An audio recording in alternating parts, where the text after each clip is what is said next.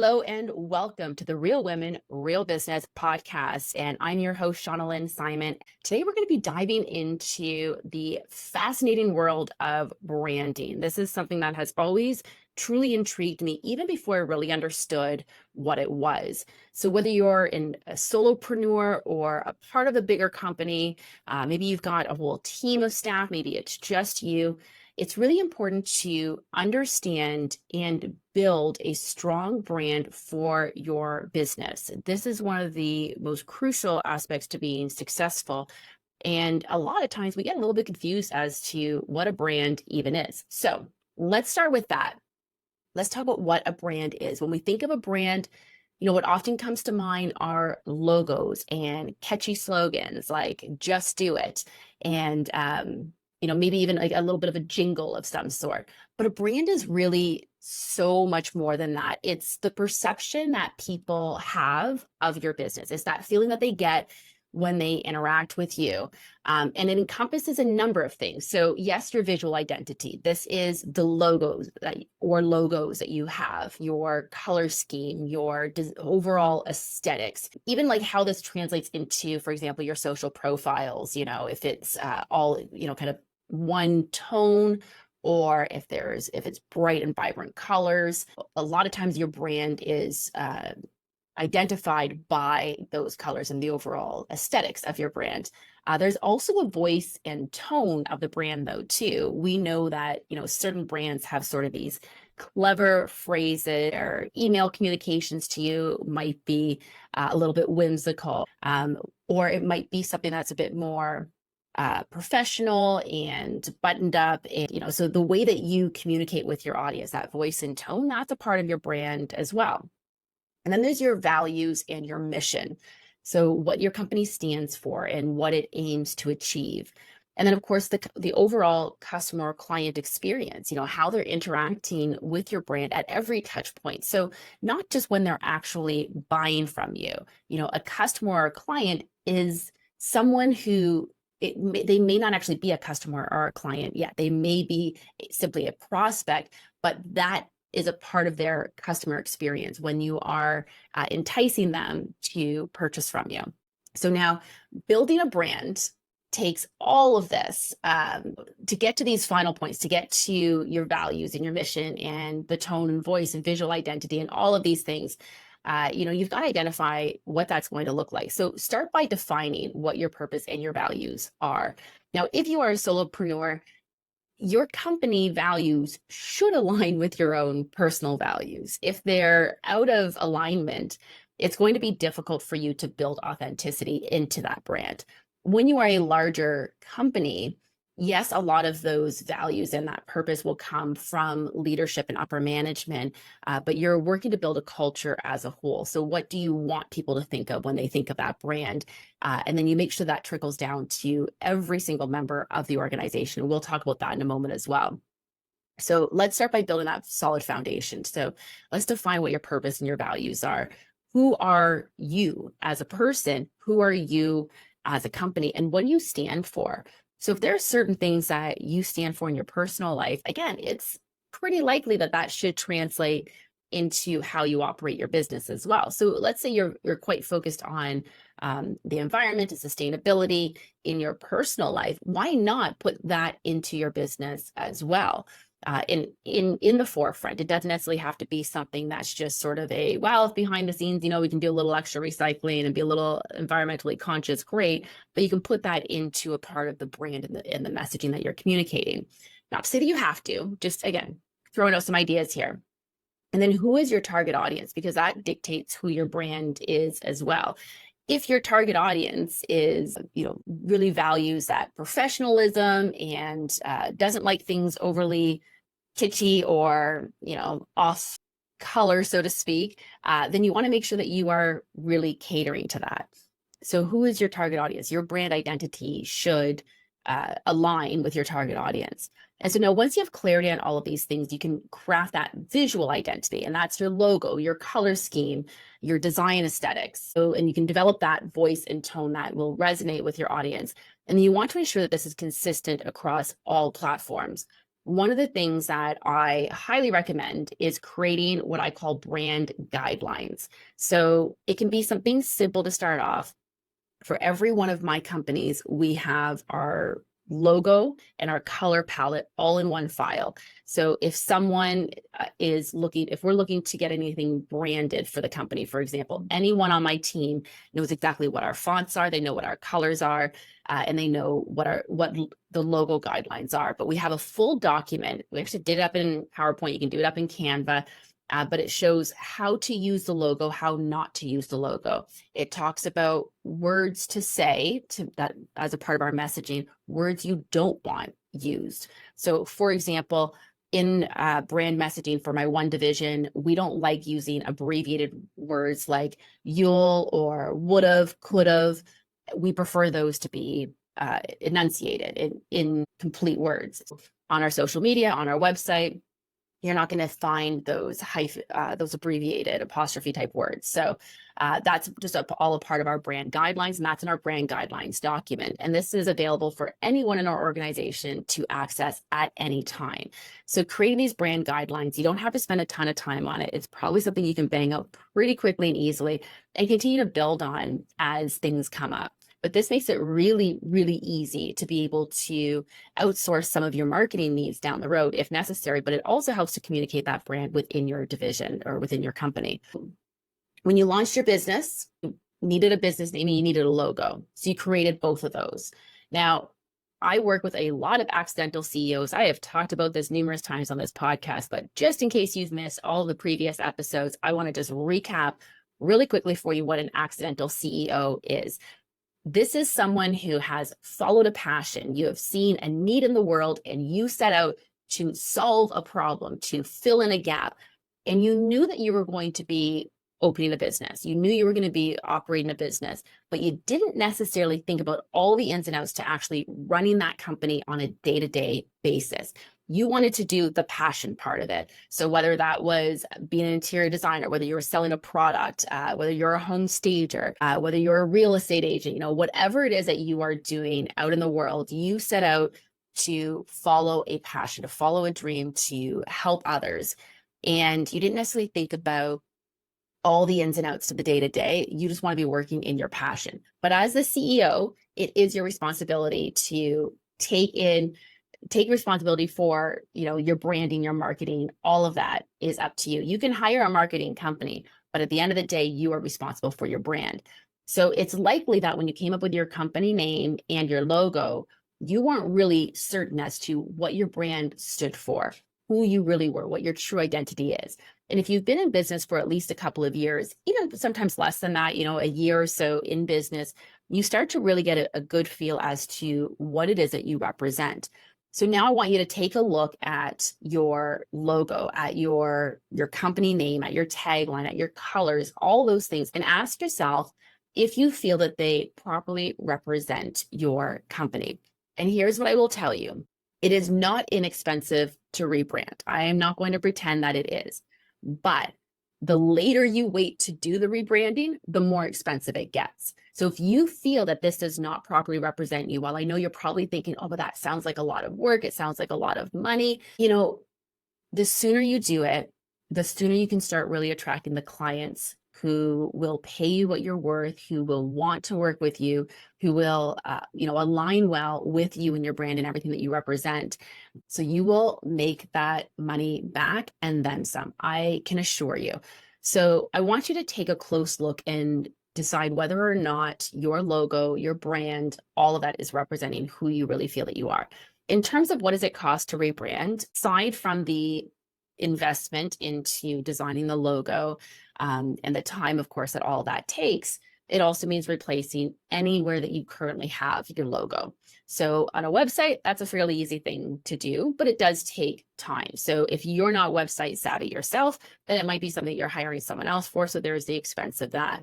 But then there's also any of your printed materials, your business cards. If you have a vehicle that has your company logo on it, all of these things certainly add up. But again, if these are all things that maybe you haven't done yet, maybe you don't have your logo on your vehicle, but you'd like to have your logo on your vehicle. Before you do that, make sure you want to keep the logo the way that it is. So take the time now to identify what your brand represents, and does it align with the messages that you're putting out there? Does it align with who you are? Does your logo reflect all of this? This is something that I actually rebranded my company about 2 years into the business, and I've told this story numerous times. To be perfectly honest, my business almost failed in the first 2 years, and that's a whole other story. But the bottom line is that I didn't really have a brand that represented who I was, and I wasn't really identifying who my true clientele were and how to approach them, how to get that messaging out to them. And so, about 2 years into my business, I decided to do a rebrand. I kept the same company name, but completely changed not only the look and feel of our logo and our fonts and our colors and everything else, but I got really clear on what our messaging was. So when I was able to relaunch it, it wasn't just a new logo, it was a whole new feel. And that significantly increased my business. In fact, my goal was to double the previous year's sales because, I thought I'd start off conservatively. And I did 5 times the previous year's sales instead in 1 year. So it really did help me to have the logo that properly represented me. So now, how do you communicate your brand? You're going to be utilizing your social media platforms, of course, to tell your brand story. This is whether or not you rebrand. You should be doing this, of course. And leverage your content marketing. So your blogs and any of the copy on your website, articles that you can write, videos that you can do. This is your content marketing. You want to make sure you're really providing value, answering questions that people would have about how to work with you, about various things that you see within your company on a regular basis, and really showcase who your brand is. So they almost feel as though they're working with you already when they're receiving these messages through, like I said, a social media platform, through your content marketing, whatever it is, and engage with them, get personal with them. Even if you're a bigger company, we can still get very personal with our customer base, with our target audience. Telling stories is really impactful for communicating your brand messaging. So sharing stories that reflect your value, that reflect your mission, it's really powerful. Talk about your journey, talk about your successes. And of course, don't forget to talk about your challenges as well. People want to see this. It helps to build authenticity. It helps to build trust. And it's a part of what built you to who you are today. And even if you feel like, well, I'm still on that journey, we all are, okay? We're all still on this journey. So share the story and let people in. This doesn't mean that you have to tell them every time your kid loses a tooth, or, if you're potty training, or, all the ins and outs of your home life necessarily, but get a little personal and let them see who you really are as a person, if you are the leader of this company. But if you are a larger company as well, let them see into what the ins and outs are in the company. Some of the top rated content, like videos that you see and such on social media, are those behind the scenes shots. And then, when you're communicating your brand, make sure that all the visuals you're putting out there are consistent, that they align with your messaging across all the different channels, and there's consistency in all of this. I know there were times that even in my own company where I had various people on my team helping with various aspects of the marketing, and we didn't have our strong brand guidelines at this time. This is going back many, many years, very, very early on.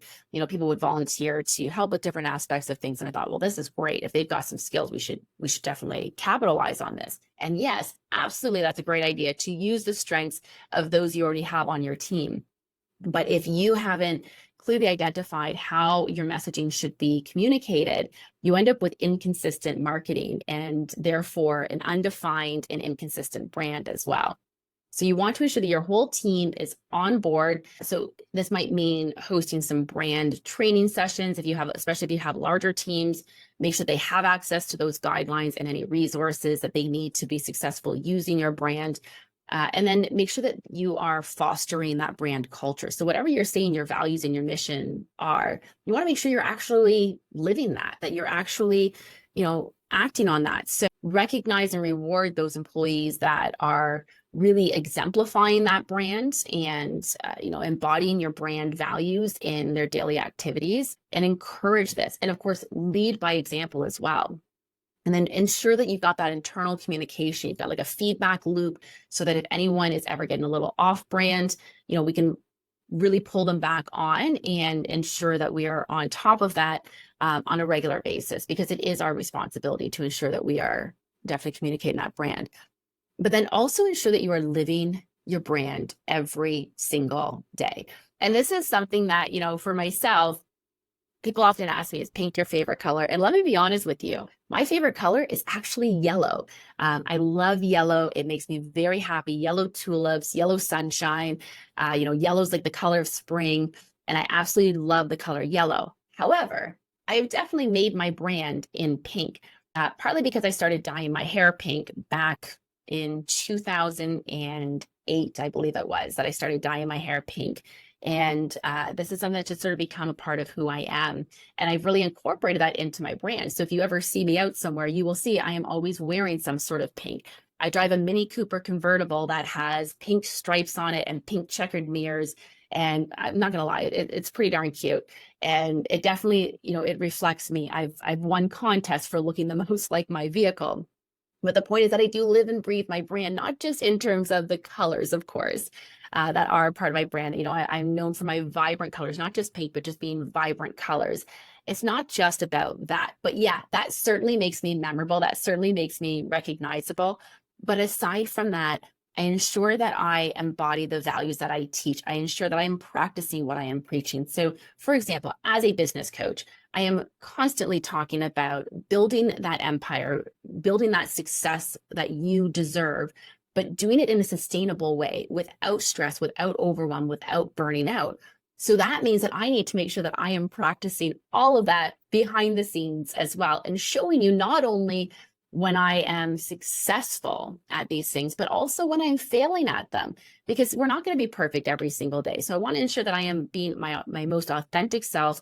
Authenticity has become a little bit of a buzzword, but authenticity is a huge part of my brand and always has been. For those who are watching the video version of this, you can actually see the framed sign in my background that says authenticity. It's actually written in gold. That's how important it is to me. So this is something that I want to ensure that I am constantly embodying. So everything that you are doing every day in both your professional and your personal life should help you to live your brand authentically. So keep in mind, branding is a journey. It's not a destination, and it should evolve as you continue to evolve. That doesn't mean you have to change your logo every single time you feel that you've got some personal or professional growth, but you do want to keep an eye on it. Take a look at some of the biggest brands out there, how many times they have rebranded over the decades, because you want to ensure that your brand continues to reflect who you are. Now, if you are looking to get a logo done, I cannot say enough good things about the logo contest. Several of my brands the logos have been created using logo contests. The one that I use is called Logo My Way. It's logomyway.com. If you've ever heard of 99 Designs, it's similar to that. Essentially, what you're doing is you're setting up a contest where a whole lot of graphic designers are going to submit their best ideas for your logo, based on some guidelines that you give. You might give some general color schemes. You might give a little bit of detail about your company and what you represent, and they're designing a logo. And what I love about this is that it allows for so much creative freedom, that it introduces you to ideas for your logo that you probably hadn't thought about. And it's not to say that working with a single designer won't get you where you need to go, because there is a ton of value, of course, in that. And there are some extremely talented graphic designers out there. I will say that I have actually used the same graphic designer now for several of my logos, that I now hire her independently as well for some of my brand work, because she just really has such a strong understanding and vision of what it is that my brand represents. And she just nails it every time. So I'm happy to go directly to her for certain things. But if you're unsure what your logo should look like, but you know what you want your brand to be, these logo contests can be super, super valuable for that. And listen, your brand, yes, you are communicating this in a way that is like marketing, but your brand is not necessarily marketing. Your brand is about who you are. It's about your identity. So keeping that in mind, your marketing is how you communicate your brand. And oftentimes we get these two things somewhat slapped and confused, and they do definitely need to work together, of course, but your brand and your brand identity is about who you are as a company. What are your values, and why should people hire you? What's the sort of experience that they're going to have working with you? So if you're looking for some marketing tips, though, I have a fantastic resource for you. Simply go to aboutshaunalynn.com/boost. So aboutshaunalynn.com/boost. Shauna Lynn is SHAUNALYNN.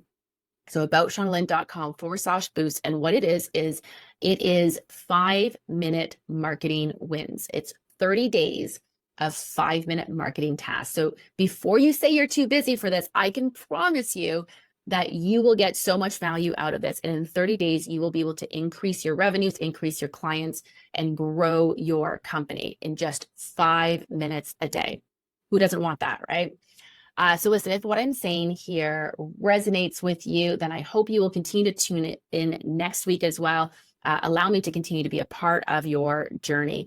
Be sure to leave us a review on your favorite podcast platform and subscribe to us wherever you get your podcasts. And of course, if you're really enjoying this, you know what the best way to support us is, and that is to share us, whether it's posting on social media about us, or simply sharing this episode or one of your favorite episodes with someone you know that can really benefit from it. That means so much to us and really goes a long way.